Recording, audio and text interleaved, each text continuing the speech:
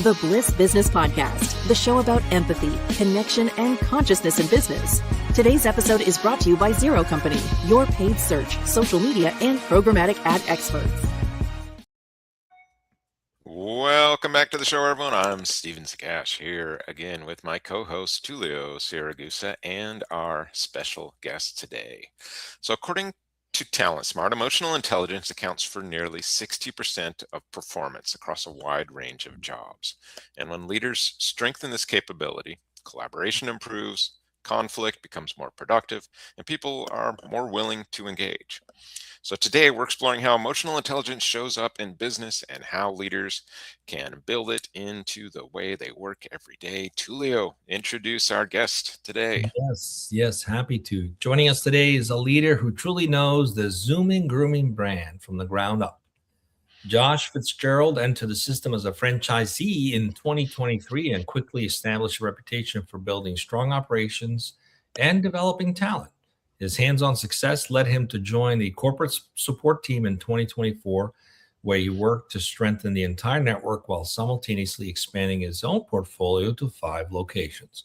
In August 2025, Josh took the helm as CEO, and he joins us today to discuss how emotional intelligence shapes culture, strengthens relationships, and helps businesses perform at a higher level.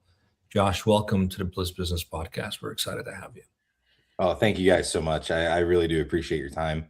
Kind of like you guys have said, so many of the loyalty brands have already done this show, and they were all giving me a real hard time that I waited so long. So I'm glad to jump in and get it going.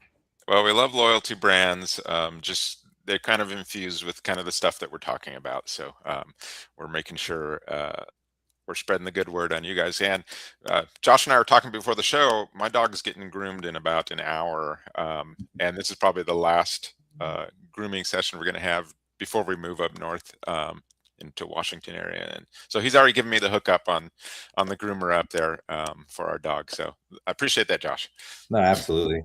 And I'm really excited to talk about, emotional intelligence in general. But yeah, like I said, after the show, I'll give you specifics on how to reach out to her, but she's phenomenal.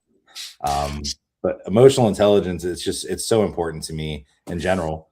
And I don't know that I would have called it emotional intelligence until the last few years when that term kind of became a little bit more popular. But I've been very fortunate to be raised by parents the way that I was. And, around the support system that I've always had, that, it was very important to control your thoughts, control what you're saying and doing. And be so thoughtful of those around you. And the only real regret I have involving it is that, I don't do the best all the time at doing it. And, as I grow and learn and get older, hopefully, I continue to get better in that regard. But as far as, the bottom line, as far as I'm concerned, technical skills can get you really far in life, and they can get you in a position of leadership for sure. But I think the metric that's going to determine how successful your leadership time is what level of emotional intelligence you achieve. Yeah, from where you sit, like, what does that look like, in kind of the daily life, as a leader? Yeah, so emotional intelligence, I think for me, the easiest way to describe it is kind of guiding your emotions versus your emotions guiding you, and making sure that they're always in check and that they're not necessarily interfering with the facts, right? And then the other side of it is, how much does it impact others around you? And then kind of weighing the risk versus reward regarding that. And, I think it really impacts us quite a bit in our daily lives. It can affect our tone. It can affect the way we approach a conversation. It can affect so many different things in real time. And that's the ones that are really good at it.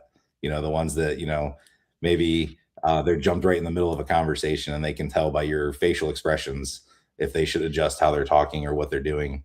That's the people like John Hewitt and Bob Gappa and those guys that have made, loyalty kind of what it is. Because the reality of it is there's a difference between, people don't respond the same way to things, and it's up to us as leaders to adjust to them.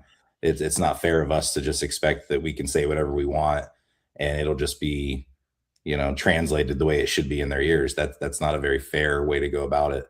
Certainly when your words hold as much weight as they can as a leader.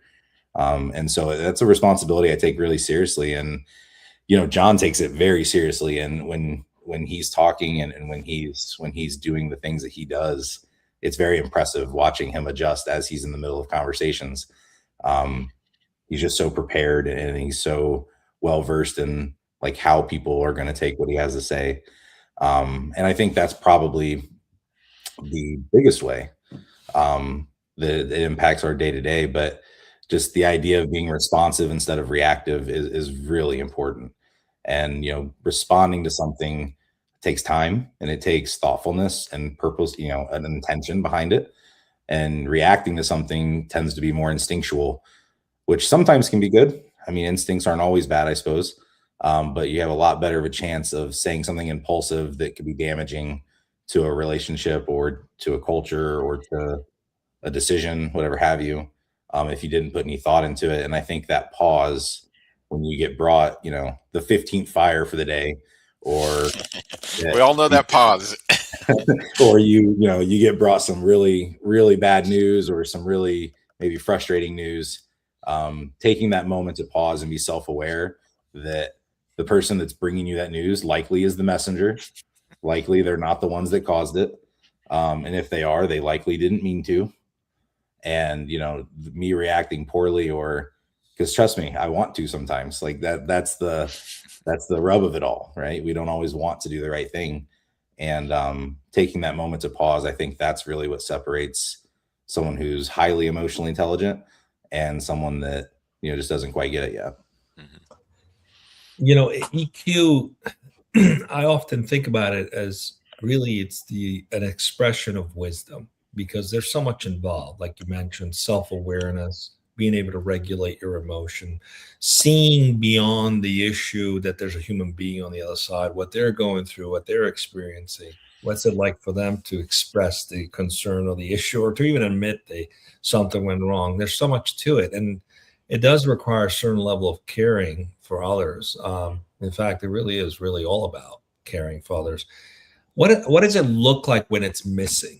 What have you seen, either how it impacts teams or even with customers? Because a lot of companies don't often see the correlation between not just how you're dealing with employees, but how it translates to how customers perceive your brand or your company when the leadership team or the employees lack that EQ.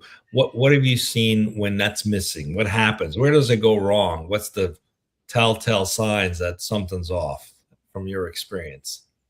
Yeah, I think, it's funny being the last one in loyalty to come and do this. I don't know how much I'm going to end up repeating myself. Something that they've said, but we're big readers over here at Loyalty.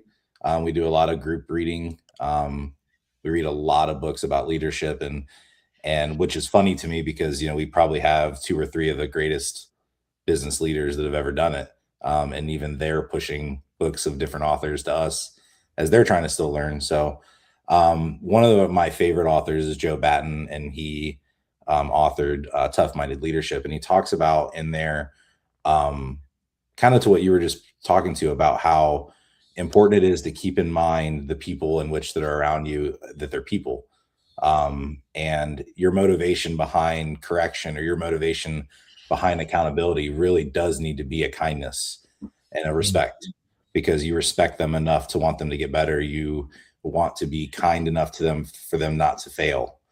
And you have to care about them enough for them not to fail. And I think that when you don't have that, you have a breakdown in trust. And at the end of the day, all the way from, CEO down to VP, all the way down to your clients and your customers, if there's not a trust level there, then there's going to be a serious breakdown.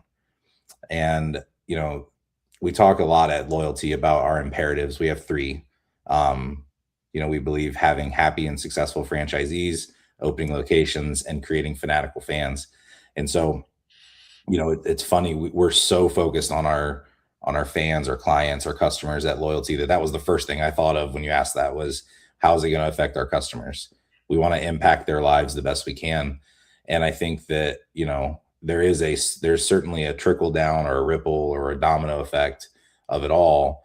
that if from the leadership roles, if there's not that trust level for them with their employees, down to their franchisees, down to, all the way down till you get to that dog or that cat, the customers are going to be ultimately the ones that suffer from it.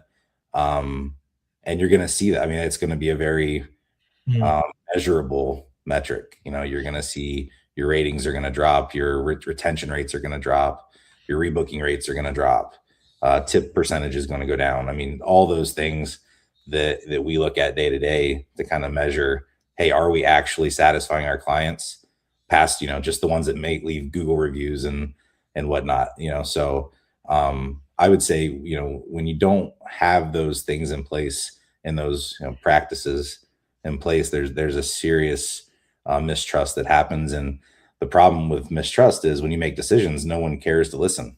They don't think that's the right one. I love some of the metrics you mentioned, because there's often the belief you can't measure the impact of EQ, and it's the furthest thing from the truth. There's actually quite a bit of studies now that support significant measurable impact that you have, and also the opposite when you don't have it. So talking about some of the signals of what could go wrong when you don't have it, your metrics go down, the client satisfaction scores, all those things. What are some of the key and conversely, what are some of the behaviors that signal strong EQ from your point of view? Like, what do you look for in terms of franchisees or employees and others in terms of their strong signal that they have good EQ? What are some of the key things you look for? I break my own rule a lot with this. Ironically, it's something that I'm very aware of, but I tend to be more retroactively aware after I've done it wrong. But you don't have to always fill the void. You don't always have to talk. When somebody asks you a question, if you don't know the answer, or you're unsure, or you think there might be a better answer, it's okay to pause. Not very many adult, particularly professional adult conversations, are you going to get laughed at because you're thinking too much in the conversation, or you're going to get judged for being too much of a thinker. In fact, in our world, that's the key to it all, is being a thinker. And I think people that are in this world and when you're at a business dinner, or you're at a meeting or a strategy meeting, and somebody asks something and you take a few minutes to pause and say, or even, I'm not sure. Let me think. I'd like to think a little more on that before I give you an answer. I think that's okay. And I think having that moment of self-reflection in real time is a really big indicator that this person is at least very self-aware, which a lot of times can be interchangeable with emotional intelligence. And the other part of it is seeing people in not great situations, right? So back to Bat, I'm going to talk about Batten as much as you'll let me. He's my favorite author, and he talks a lot about standing for your values, standing for your morals, and how important it is that you and your company stand by them, no matter the cost, whether that cost is money, whether that cost is comfortability, whatever have you. And so when somebody's in a bad situation, how strong do they hold on to their stated values? Can you trust that their stated values are real to them? If they are, then what do their decisions look like in regards to that? And as they're going along in those decisions, do you think they would like to be talked to the way they're talking? And one of my big ways, and this is going to sound a little presumptuous, and I apologize for that, but when you're dealing with a lot of C-suite people, like I don't particularly have an assistant, but a lot of executives do. And when you're around them and their assistants, and how do they talk to people that, traditionally speaking, might not always be spoken to the right way, might not be spoken to in the right amount of respect. How do they speak to them? And, that's something that the John Hewitts and the Bob Gappas have taught me, is that, there's not a person that you're going to encounter that doesn't deserve your respect. And, maybe you caught them on a bad day. That's hard to say, but if that's the perspective you're allowed to have in that moment, then that's unfortunate. But that's part of having emotional intelligence, is being aware that others are around and listening, and being careful that you're you are actually putting yourself in other people's shoes and kind of having as much empathy as you can regarding your decisions and what you're saying to them. You know, I'm sorry, Steve. I love what you go for often say. You often say, leave your trauma, use a different word, but leave your trauma. You leave your trauma at home. Please don't bring your trauma with you at home to work as a leader. Leave it at home. No one needs to deal with your trauma. So work on it, but don't bring it to the office. You got to work on that because, you know, there's this generational trauma, right, that just gets passed down from parents to you know, children. The same sort of thing happens at work sometimes, is that almost like that generational trauma can be passed down and people don't need to deal with that. So yeah, it's like, you know, do a little work on yourself. Hey Josh, so I want to switch and talk a little bit about building culture and systems and stuff for that. So, you know, great cultures, they rarely happen by accident. You know, studies show that managers drive about 70% of team engagement. So thinking about that, what kind of systems or leadership routines or practices help kind of emotional intelligence become consistent at Zoomin Groomin? What comes to mind when you think about that? Yeah, I mean, immediately, communication in general is massive. And then kind of the caveat of communication is feedback. And, you know, how are we communicating? How often are we communicating? Is it predictable? Do your employees expect it, or do they only expect to hear from you when something's wrong? Do they only expect to hear from you when you're bragging? You know, what does that communication look like? And I think it's really important that it is predictable.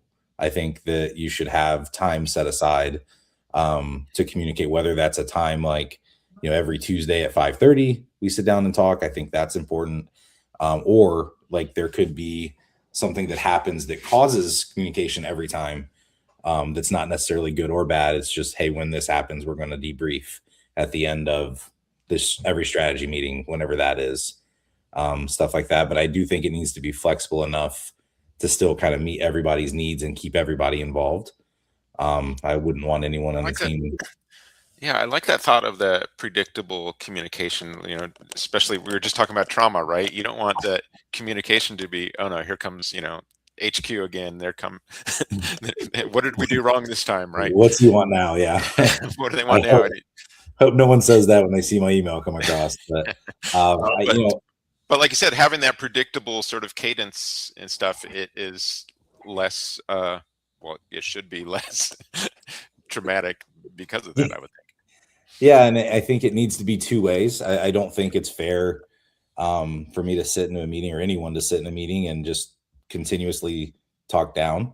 And on one-on-one conversations, even less appropriate, in my opinion. You know, it needs to be a two-way street. There needs to be back and forth.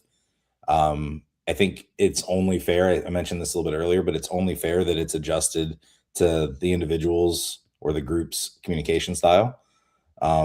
You know, as leaders, we take on a lot of things that, you know, we wouldn't expect our employees to take over and to take the responsibility of. And I think that's probably one of the more important ones, is that, you know, you need to know your team well enough to know how to speak to them. Because production and being unproductive in a meeting like that, you're not helping your business, you're not helping yourself, you're not helping them as people. You're literally wasting your time in general. And I just think that's really important.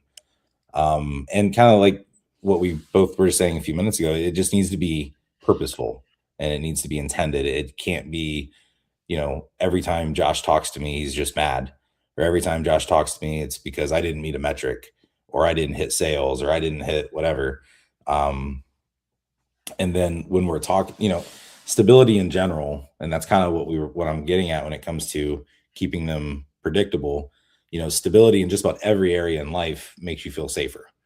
It makes you feel, you know, like on a bridge, for example, like if it's not moving as you cross it, you generally feel better about being on the bridge, right? Same concept, in my opinion. It's the idea that you're safe, you're okay, I care about you, I took time to make sure that you're okay. I want to know how you feel, I want to know what you think. And hopefully, you know, the last 6 months of us working together has shown you that I care, and I want to know what you have to say. And then about feedback, you know, feedback is so important, because without it, no one gets better. And most people in general want to get better. Like nobody wants to do a bad job. That's no one sets out their day or their life thinking, oh, I want to be the worst ever at anything. That's not people's goal. And so, when it is critical, when there are critical feedbacks to be given, I think it's important that it's private. And I think it's between the leader and the person that the criticism rather needs to go to. I think when it's affirming, it needs to be relatively public. I think there's something to be said for maybe not like, posting on our corporate Facebook page how great of a job somebody did in the office, but I think certainly, mentioning it in a group meeting, a shout out, maybe a letter of recognition, something like that. It makes a lot of sense. And I think that it's really important that when you're giving feedback, you're not being accusatory so much. And you're more curious, you're asking questions and not just to get by the way. And I think that's kind of the big thing with this. And that's something that John has taught me, and Bob Gappa have taught me quite a bit, is that, it's not enough to do these things just because they work better. Like you really do need to be curious as to why they did what they did. And you need to learn, because if you can't understand that they weren't trying to do wrong, it's going to be really hard to adjust yourself. Yeah, unfortunately, a lot of leaders still struggle with the idea that their role isn't to supervise and test and be the ones that have all the answers.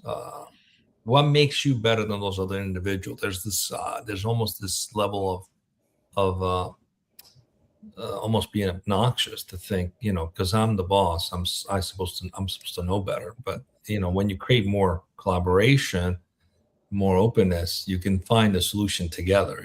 You can point out, here's what happened. How do we work through it? How do we work through it instead of how do you work through it? So I'm curious, because pressure always tests leadership, right? I mean, let's get real for a second. You got quarterly numbers. If you're a public company, you've got pressure from investors, you've got franchisees pressuring you. There's a lot of pressure that can happen. And that's just the reality of it. And it can test even the best of leadership. Are there any systems that you guys have adopted that have had the greatest cultural impact, that it helps people stay grounded when situations become stressful? Love to hear those. Yeah, I think a lot of it has to do with just practice, doing it many times over. But in reference to the, trying to be as prepared as possible in life is really important, let alone, when you're leading a company or a group of people. But it goes so much farther than just knowing your data or knowing your material or your plans. I think you need to prepare your mindset. I think you need to prepare your emotional state.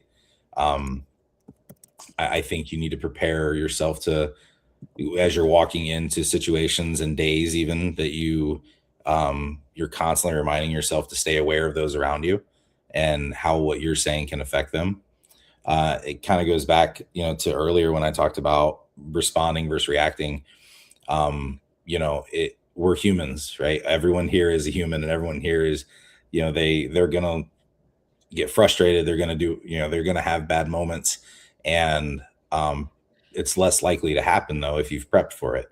If you've gone into your day knowing, like, I'm going to end up in this meeting. This is what's going to happen. I need to, no matter what's said to me, I need to understand that there's a productive way to respond, and pausing, like I talked earlier, in those moments and thinking through your decisions. As far as other systems go too, journaling is a really big thing for me. I've as a younger man, I would not have said that very often. But the journaling of it all and systematically going back into my journal and reviewing myself has been exceptionally helpful in this regard. It's real easy to notice that phrase, hindsight's 2020. It makes a lot of sense when you start actually looking back. You say you journal for a week, and then on Friday evening, you kind of go back and you look through your week. It's real easy to see your blind spots. It's real easy to see, oh, I'm really biased when it comes to expansion. I'm really biased when it comes to, any metric that we're focused on. And I've really kind of ignored this side of the business. And, being, I guess I don't like saying being humble enough, because I don't know that humble is the right word, but just being self-aware enough to be critical of yourself. And, some people are not always going to be nice about it, but there's usually truth to some degree in a complaint about you. Finding that truth, determining if it's true or not, and if you need to apply it to yourself. But the journaling, I think, is a big part of it all. And I think that preparation in general really helps in that regard too. I think that's a good humble advice. is the right word. I was going to say, I think that is the right word. That is absolutely the right word.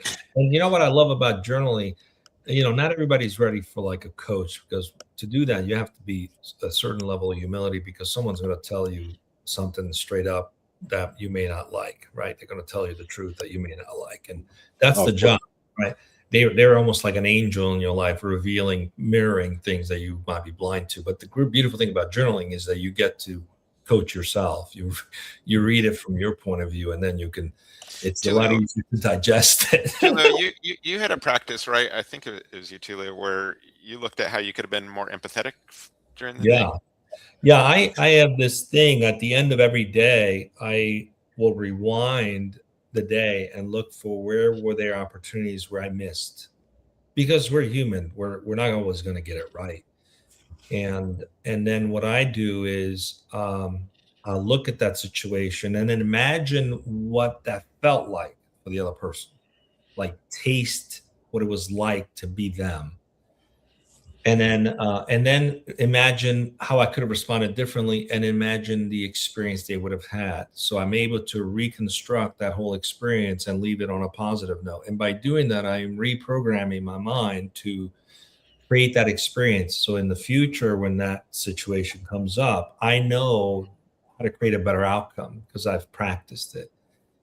So it's like an audit that I do every day. And it's just a nice way to go to sleep peaceful too, because you just let go of whatever you're holding on to. Some of us beat ourselves up when we don't respond in a nice way or a kind way, because we really are devoted to it. But, that imperfection comes in and it creeps out and you're like, man, I wish I didn't say that.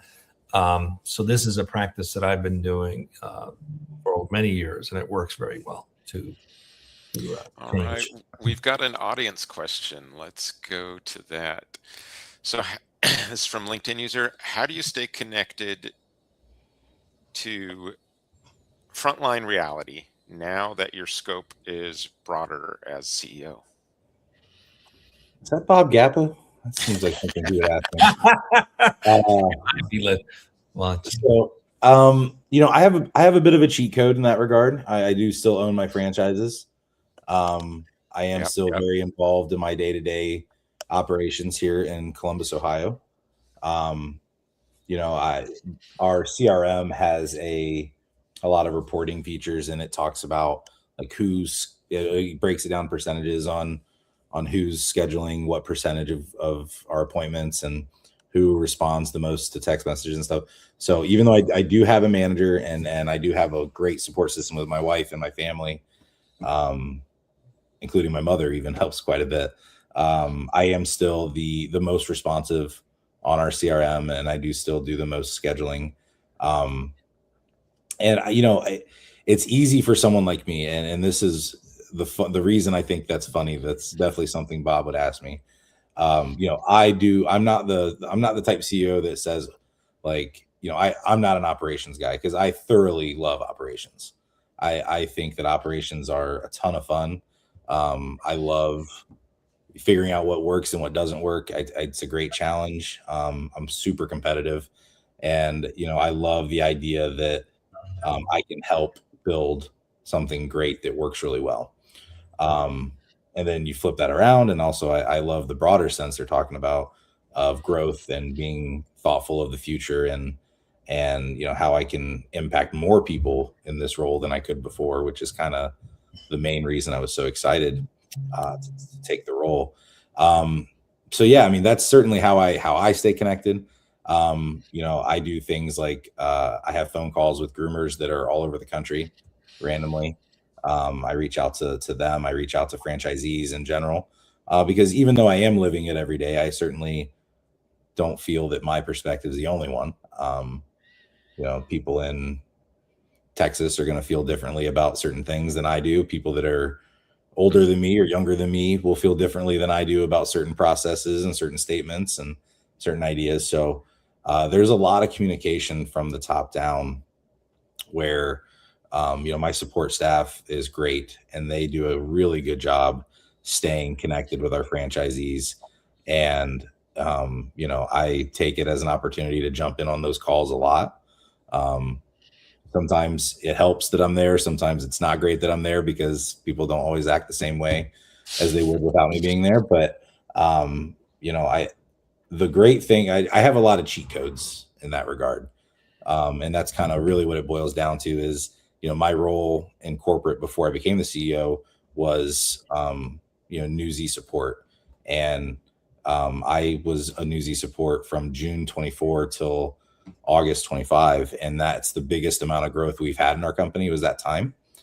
And so, I already have this connection to a really large percentage of our franchisees that, they trusted me as someone to train them and teach them how to do certain things.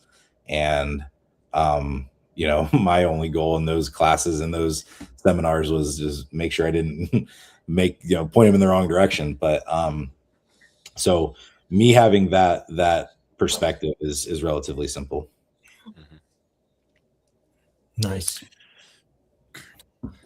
All right. Yeah, go ahead, Tullio. We always ask all of our guests a question about the role purpose plays in what they do every day. McKinsey has actually found that employees who experience purpose at work show higher levels of engagement and resilience. It's been a proven methodology. Like, why are we here? What's our purpose beyond profits? So how does that drive you as a leader in terms of how emotional intelligence has helped you live your purpose consistently? What is that? What does that look like? So, as far as a business purpose, that's real easy for me to go off of. And, our mission statements are very important to us at Loyalty. And, for Zoomin Groomin, our mission statement is pampering paws and enriching lives. Loyalties is, having fun, improving lives. And, as the CEO of Zoomin Groomin, I have the opportunity to touch so many lives in a positive way. And it's been really easy. Things like, we pay our groomers really well. And I look at, my manager, for example, and how much her life has changed since coming on board with us. And, she has a young family and work-life balance is really important to us as a company. And she gets to spend all this great time with her young children and with her husband, and then also gets to make a great living. Just bought their first house a couple months ago. And, she was crying when her and I were talking about it, her and my wife and I. And, like she says that if she hadn't found us the way that we did, that wouldn't have happened. And that was great. And when I became the CEO, I realized I could do that all across the country now. And I could be impactful to thousands, maybe tens of thousands of people once we get big enough. And so the business answer to me seems really simple. It's, my purpose is growth. My purpose is impacting lives with that growth. It's a medium to our goal of making people's lives better. From a personal standpoint, I look at my family quite a bit. I have 4 children. I have 12-year-old twins, a 10-year-old and an 8-year-old, a beautiful wife, a loving set of parents and in-laws. And I think a lot about, whenever my time's up, and, my family, my children, if my wife is still there, whatever's going on, when they're looking at my life, are they proud of me? And do they feel like I impacted the world, whatever the amount of the world around me is?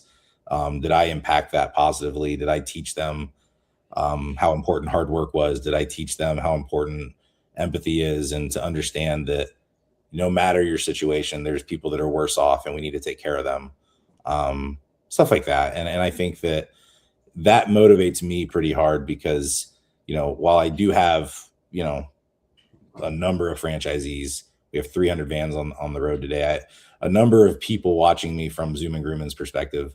I have 4 little ones watching me at a level that is relatively intense sometimes. So, I really do want to make sure that at the end of the day, I make them proud.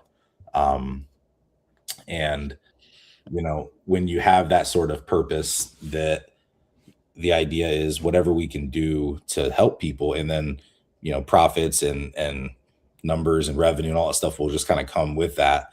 It's going to connect with your people. And as it connects with your people, it will connect with their people and their clients and their groomers and their managers and stuff like that. And it's really important to me that that I'm a part of that in a positive way. Because if I'm known as the CEO of Zoomin Groomin that ruined our culture, that is not going to be a fun time for me. Yeah, no, I don't think that's going to happen. No, I mean, this is why we talk about Bliss on this show. Build love into scalable systems. It's trying to build those systems of kindness so that, like you said, when you're gone from something, this helps you build kind of that legacy in a way, and all those lives that you touch, you can have this massive impact, especially in that franchise situation. So this is the question we always ask every guest on the show, is some form of this, is what role does love play in business for you? I think it kind of all goes back to the golden rule type concept. I'm from the South. I'm from Virginia, Southeast Virginia, like the little part that sticks out in the ocean. That's Hampton Roads. That's where I'm from. And, relatively conservative background regarding that, growing up in church and whatnot. And, if there's one thing that I took from all of that was, how important it was to treat people the way that I want to be treated. And there's nothing I can think of better than being loved, genuinely loved, beyond like attraction and all that stuff, but unconditionally loved.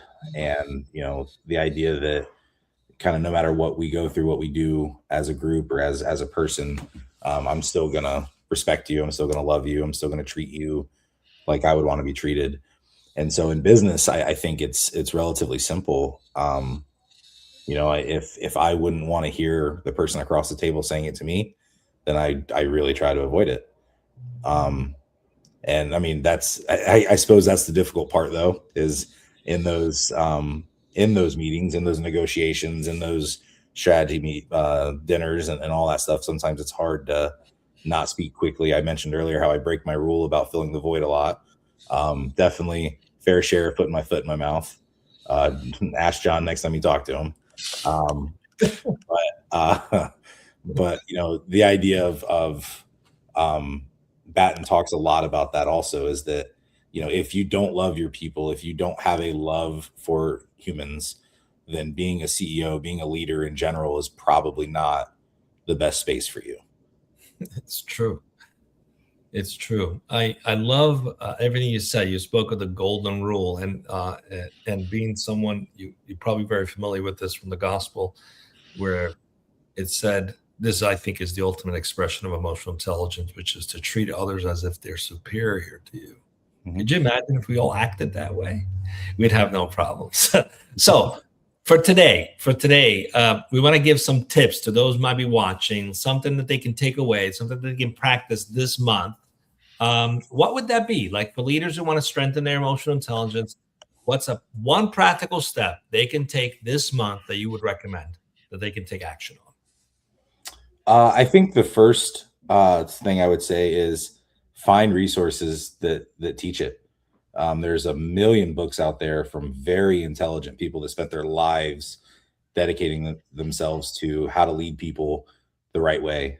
I 34 years old. I've been leading for some time overall, but there's people like John Hewitt out there that have been doing it for 60, 70 years. So certainly read and learn something no matter what you read, whether that's what you should be doing or shouldn't be doing.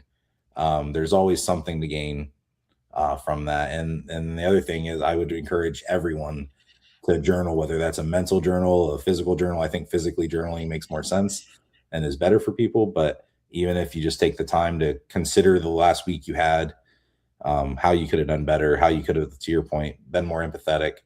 I think those things are the low hanging fruit of it all. I think those are the fastest and easiest ways to get a little bit more emotionally intelligent. And then once you figure out the rest, give me a call and let me know so I can kind of get on board with you. Awesome. So thanks for being with us, John. For those who want to learn more about you and your work, where can they find you? Zoomingroomin.com. No G's on the end of the words. ZOOMINGROOMIN.com. All the stuff's on there. And then anything else loyalty related is loyaltybrands.com as well. Josh, thank you for joining us and sharing your perspective on emotional intelligence in business. And I loved some of your answers today.